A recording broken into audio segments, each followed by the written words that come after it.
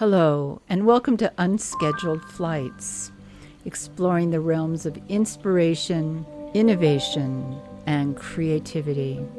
I'm your host, Ambika Wauters, and I welcome you to this podcast and hope you find it as interesting as I do. Hi, everybody.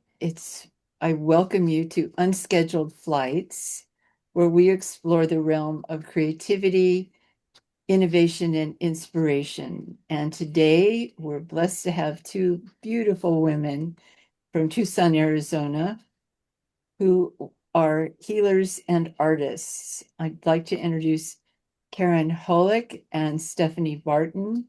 I'm going to briefly read their bios so you have a sense of who they are and what they do. And then we're going to just dive deep into the realm of creativity and healing. So Karyn Holyk is known for her luminous fine art created from real gemstones and crystal pigments. Karyn hand formulates her own signature professional watercolor paints. She has created numerous curated paint collections and kits inspired by the energetic synergy of crystals, zodiac seasons, and elemental wisdom. She paints with rocks using traditional techniques with her ethically sourced stones. The first part of the alchemy is making every unique paint. From there, the inner alchemy fires up. Her artworks are kits that are carefully considered formulas. Actually, they're remedies. They change and charge every work with intention and energy, bringing us into deeper alignment with our own purpose, our work, and more importantly, our heart. At the heart of her work is a simple but profound belief: creativity has the power to shift our inner narratives. Through the act of creating, Karyn helps others reconnect to their innate creativity, resilience, and sense of possibility. And her work is truly exciting. I had a chance to recently experience it, and it blew my mind. Blew my mind. I couldn't believe what emerged on the paper. She'll talk more about it. It's a unique process. Stefanie Barton has been working for 30 years in the field of healing and health. She has an immense field of human development, and she's helped many people realize their full potential by honoring their dreams and visions. She is the creator and producer of the I Am Energy Clearing Guided Chakra Clearing Meditation, which is a CD, an MP3, and a workbook. Stefanie has an expansive background in the healing arts as a certified life coach, transformation guide, teacher, facilitator, energy healer, dream analyst, Reiki master, and ordained Melchizedek priestess. So welcome and thank you. Thank you both for being here. We met at an art show that I was participating in a few months ago, and it was like an instant connection. These women have been God sent in my life, and they truly are unique. Both Karyn and Stefanie are unique in what they do and how they do it. And I'm going to ask each of you to share a bit about what you do and how bring it back into the realm of creativity. Why do we need health? Why do we need to paint? Why do we need to dive deep into our inner psyches to really see what comes forward? So, Steph, I'm going to ask you if you would start and share a bit about yourself and what you do, and then Karyn will introduce herself and what she does, and then we'll have a conversation. Well, I've been doing this work, like I said, like you mentioned, for about 30 years in different forms. I love to connect with other women and help them understand that they don't need to become anything more than what they really are. They get to learn how to let go of everything that they thought they were that isn't serving them. So I help women really identify what is being held back due to belief systems and programs. We do deep subconscious reprogramming on occasion. I'm moving more into the realm of creativity because it truly is so healing on every level. And I always say my one of my first and most cherished mentors, Don Miguel Ruiz, used to always say, we are all artists of the spirit. And that is what I embrace.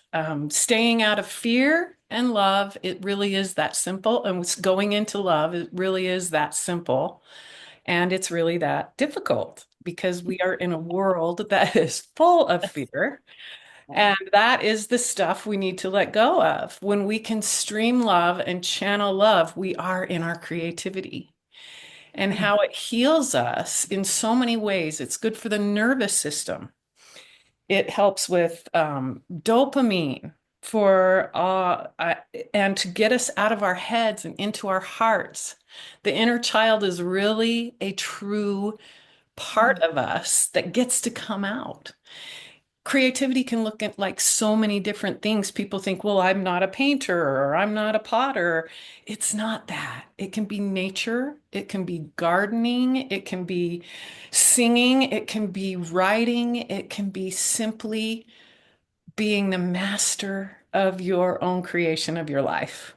So Absolutely. I just get, Absolutely. yeah, so my job is to remind women who they are and allow them to bring out that authentic version of them, whatever that is, however that shows up in their flow state as they are creating whatever it is that their heart wishes to create, not for performance, not for being paid for it, but for Mhm. allowing the energy of love and creation to flow through them.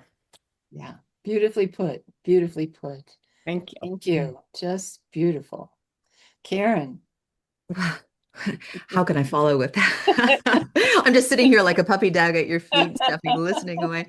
Um, and yes, your work is profoundly potent. And I, as a student and dare I say, patient of yours, I'm walking this path with you. And you're absolutely right. Every single thing you're talking about cracking ourselves wide open with creativity to get into the heart is essential.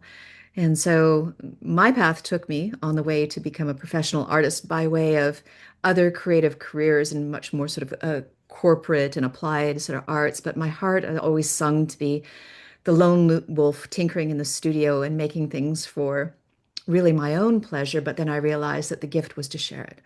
And so over a course of time, I was always, I remember like winning little watercolor contests when I was a young girl and that sort of thing, painting boats and, the little red barn on the hill that we're all supposed to do as polite young ladies in private school and the whole bit. And it stuck with me. And I went on to become an architect and a designer and, all things very, do the right thing and check the boxes and all the advanced degrees and the whole bit. But what was yearning and calling for me, like I'm discovering, and it comes back to theme, so many of us, the craving, the yearning within the soul, the desire to create, do, be something other than the prescribed thing we became because that was the perceived path that we should take. And art took me there. And as gentle as a butterfly landing on my shoulder one day, I read a very simple, beautiful book that took me on a madcap journey through time, space, political treachery, eons. And that was the story of rocks and how they became our palette as artists. It's as old as time in itself. I'm doing nothing innovative. I'm remembering. And by remembering what we're actually working with, we're tapping into the oldest mentors that we have on earth, the stones around us. They hold an incredible amount of wisdom. And yes, part of what I do is material alchemy, moving with water and ground up stones to make beautiful paint. But that's only part of the journey, as you beautifully introduced me. The other part is really the application, and it's really a mirror to the soul. What we do on the inside mirrors what we are exploring on the outside, which I believe is why creativity is so critical. Because what I have done and what my students and people that join me on this journey do is we alchemize rocks and water into paint. And then from there, we pick formulas that align with the journey that we're on or that pin drop that we are in the moment. Perhaps we need a bit of courage. Perhaps we need a nudge to off that diving board at the deep end of the pool. Whatever it is, the crystals show us the way. And when we begin to paint with them, it's a very sort of rapid, kind of like Kundalini energy and Kulili. It's the rapid on-ramp into creativity, which is an inside job. At some point, it's not about the crystals. There are guides. It's about our feet beneath us, our heart within us, and our, I don't know, that the meatloaf between our ears, ultimately that needs a little bit of reprogramming.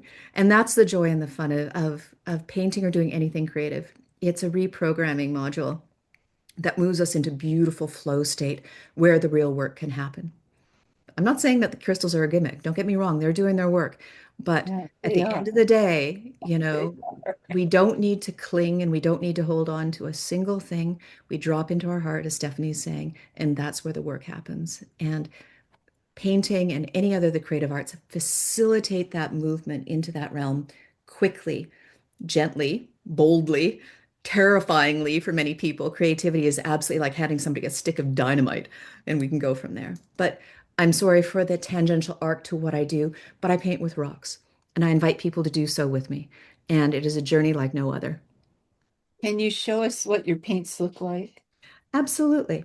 So, behind me on this top wall are my smaller works of art, and these are the talisman versions of what I say. They're smaller blocks and all that.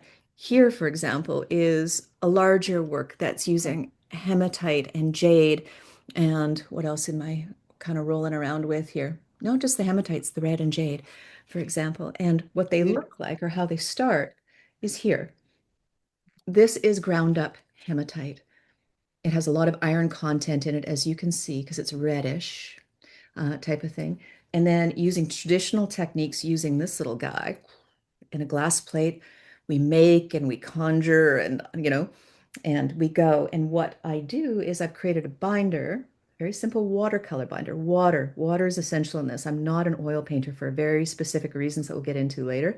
Water is the tuning fork for ourselves, and we program it very carefully. So this watercolor actually binder has glycerin and gum arabic and a few other bits and pieces of magic, polyglycol and all the things that no one really cares about as long as it works. Thank you very much. And doesn't mold or doesn't harden up. And that's what happens. And I sort of somehow get it into tubes like so. And when I'm working with them on palette, and this is from yesterday because I had a class, orange calcite, citrine, fluorite. Here are the watercolors. And when we wet our brush and dab away into it and move across a very, very slick surface, they integrate and flow in ways that are just magic. And the goal is to notice. And you end up in a conversation, not only with the paints, but more importantly, with yourself. We begin to ask the questions inside, what next? How can I offer the painting more, less, pause, no touchy, all the things that we ask ourselves in life? That's what they look like. Getting it into the tubes is a real story. Mm. I really enjoyed the three of us painted together a couple of weeks ago, and I'm used to just throwing paint on wet paper and seeing what comes up.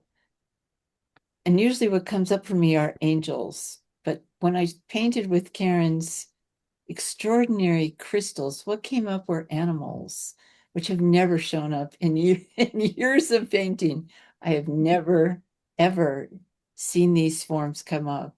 And the three of us were together. I said, doesn't this look like Ganesh the elephant? And I said, yes, it does.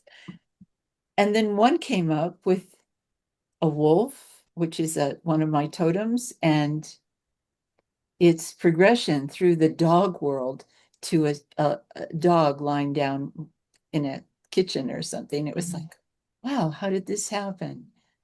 It's unique. This form of painting is unique. And Stefanie, let's hear what you have to say about that and how you. I can't wait to say something I know. because the first night I met Karyn, I was on a healing, we all have our times of ups and downs, and I had been coming out of a very dark night of the soul.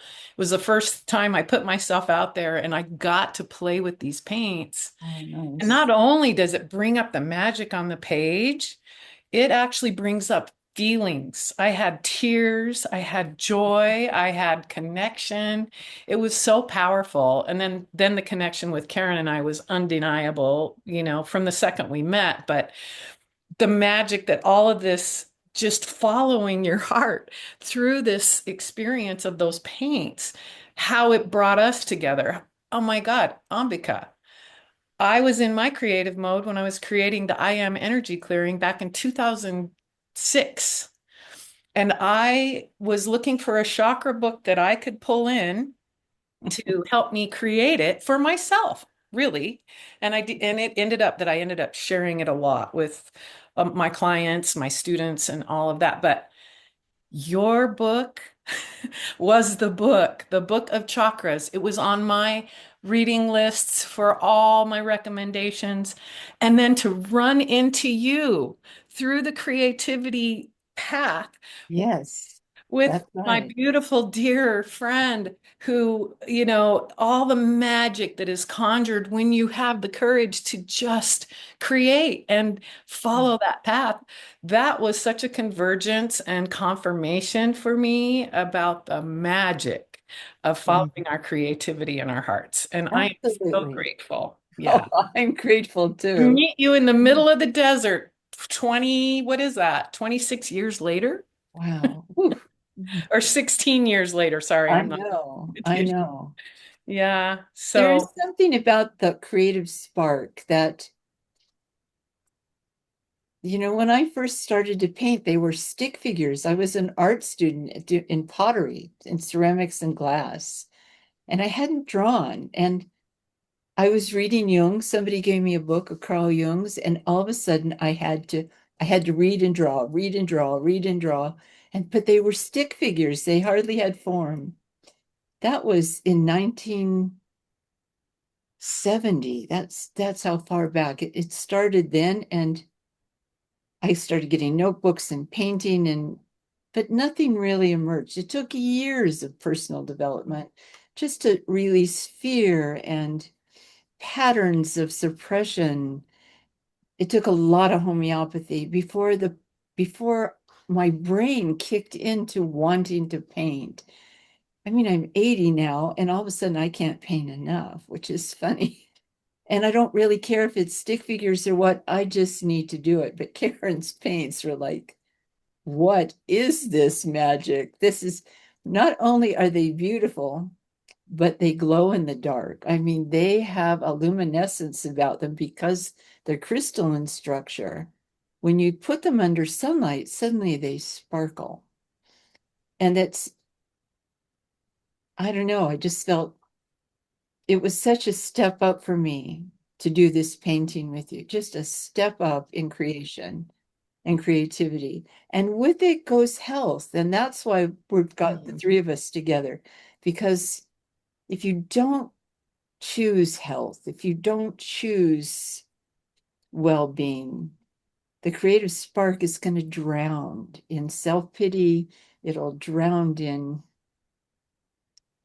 being forbidden in some way to you because it is a fruit. It is a fruit of health and well being. Do you want to talk a bit about that stuff? Because Yeah. I have that. I've been a healer for 35 years, and now I've retired from that part of my life, and I'm just doing art, writing and painting.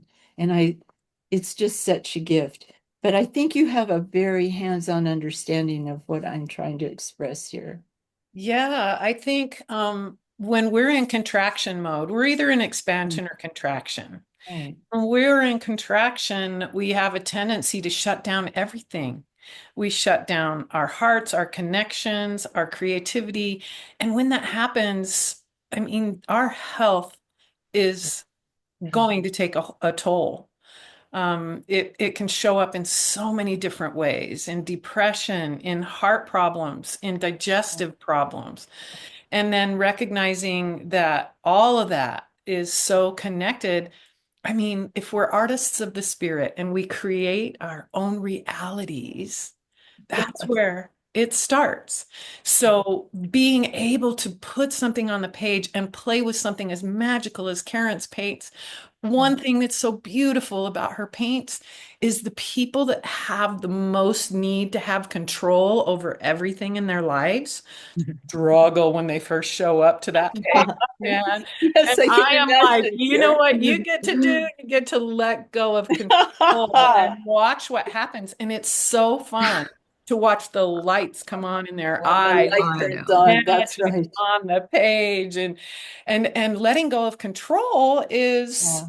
not Mhm. easy when that's all you know. But what a beautiful way to segue into Mm, how it might feel, right? To let go of Yes. control just through experiencing Karyn's painting and or her Yes. paints and her magic. And so when we shut down and we're in contraction, sometimes it's required. We can't walk around in this expanded state all the time or we would fry our circuits. That's right. Right? That's There are right. times when we need to pull in and we need to nurture ourselves and contract. And that comes from a different place. It doesn't come from fear.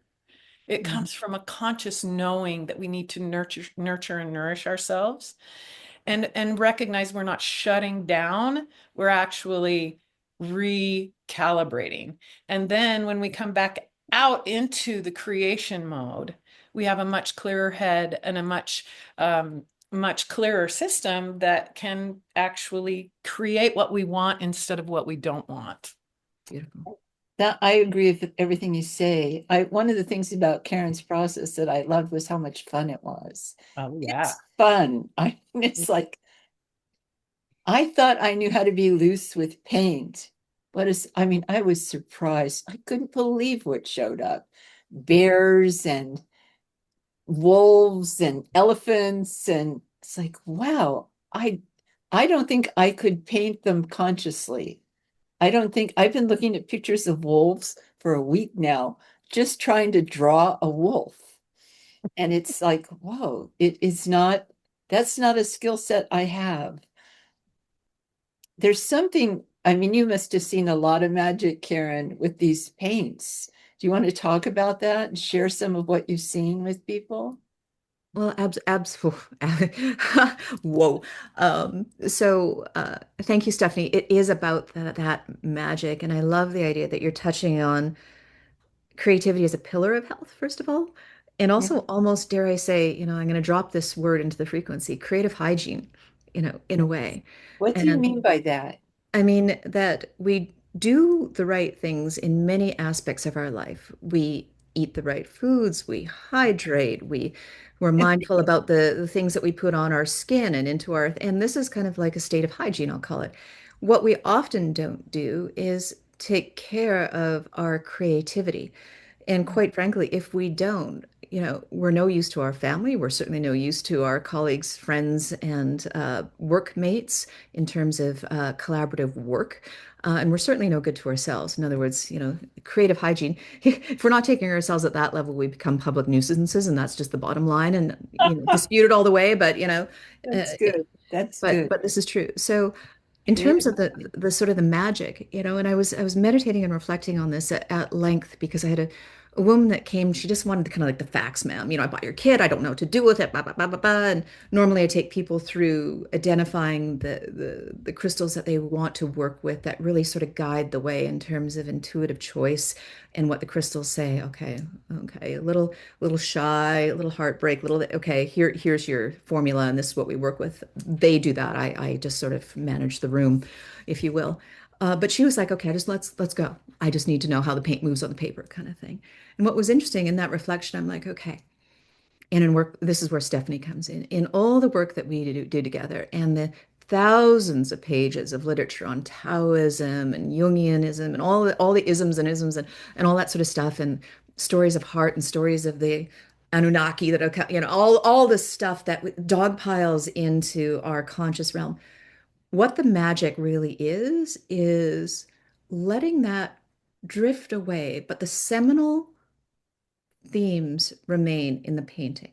And the magic happens where you don't have to sit somebody down for a 10-part podcast about opening the heart or, you know, Yeah. learning about X or Y. And I'm not dismissing that because it's critical work that me as an educator need desperately, and I think everyone serves well by working one-on-one with somebody like Stefanie. But the magic is the fact that it is fast within a physical, emotional, and tangible experiences of the moments of release, of surrender, of opening the heart, of what I'm not going to say this bad word. I promised Stefanie I wouldn't, but there's a certain switch, which usually I for me give you starts full with the switch that goes off when the first dabs of paint that people put on are like, and we start small and everyone's tentative and doubtful and skeptical because everyone walking into this room, usually starts with a narrative. I'm not a painter. I don't know anything. I can't draw, blah, blah, blah. No, no, no, no, no, no, no. All the way until the third or the fourth piece, the rhythm of the music picks up. They're relaxing into a state of possibility. And all of a sudden that switch goes off Just and call it they the effort switch. the effort switch goes off, and all of a sudden they're moving with the paints. They're allowing, they're surrendering, they're lifting up their hands, they're watching, they're noticing, their brain waves are dropping into beta gamma, whatever it is. Stefanie, you know better than I do the science behind this. That place of abandon and joy, play, which was a word Ambika that used it at the beginning of the podcast, that we don't allow ourselves time to do. That safe, sacred space of play and delight opens us up to really who we are. And so there's magic that happens. I see the most incredible things from decidedly wolves, you, decidedly mermaids, you, decidedly moments of the inner self mirroring the outer self. Yeah. I saw, at the Dove Mountain, Stefanie, you were with me at that class, that the woman in the back 40 was painting these beautiful, like oceanic, and she didn't know what she was doing or why, but these corally experiences began to emerge. I mean, this woman is so connected to the water element, it's unbelievable. And the other gentleman was painting, and all of a sudden they were growing trees and moments. And the most surprising people, the quietest in the room, deepest of waters, let me tell you, and I've seen people with angels show up and marvelous creatures and faces that profoundly move them, including, one of my dearest friends who I taught struggling with grief over the loss of her sister from COVID during that time. Their cute little kind of back and forth between each other was the penguin. And lo and behold, if the penguin didn't show up, just as Really? a remembrance Um, that, you know, we yeah. can transcend and move across time and space and connect in our heart to those that deeply, deeply we love and care for. And honestly, we can meditate into it, but this is a meditative journey unto itself. Like I said, there's stacks and stacks and stacks of books and stories and all to arrive at the same point as we are experiential people living in the 3D body. We have to move, we have to smell, we have to taste, we have to move, dance, create. This is our God-given right to do, and this is just strapping on the jetpack, using those allies to get there type of thing, and that's the delight of it all. Yes, I like that what you say. It is the jetpack, and it will bring up emotion. It will bring up feeling. And that's when you go to work with Stefanie. That's when Mhm. and that I think is a real connection there, is that once you start the process, it all starts to come loose. Exactly. It's not stagnant, it's not rigid, it just starts to melt from that inner heat, and it will bring up stuff you never even thought was still in there to be dealt with. And that's when I think your work becomes really seminal. For creativity will open you, but you have to be receptive to what comes up, and then you work with it. You come to somebody like Stefanie, a good healer, somebody who really understands the human connection to creativity and process, and you work with it. You find a way to release it, you find a way to accept it. There's so much freedom when you can make that connection between healing and art, art and healing, healing and art. I've seen it in my own life that the hardest thing was not having the time. When I was a full-time homeopath, I could only paint at Christmas during the 12 holy nights, but boy, did I paint. I'm telling you, it was, sometimes 10, 12 hours in my studio because I didn't have a lot of time. But what came up was being processed in therapy with healers for the next 6 months. I mean, that's just how it works. And if you think it's just a joyride, it's not. It can be just tremendous fun.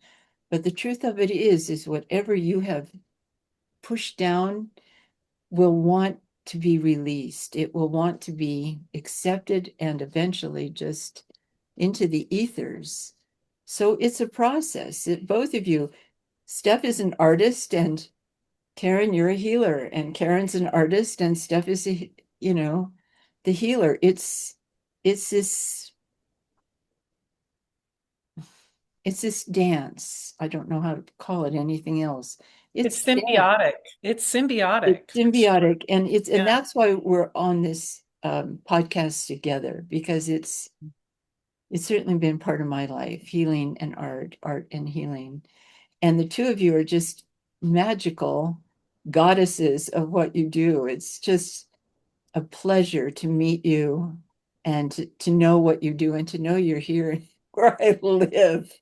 But also, both these gals can be reached online with you do online classes, Karyn, and you do online sessions, Steph. Is that correct? I do. I am putting together some new work. So right now, what I'm offering is more of an exploration free 30-minute call to see if it's something that we want to move forward with. But Karyn and I are looking at creating uh, experiential retreat coming up this Great. fall that's going to be super fabulous. I'm focused on that.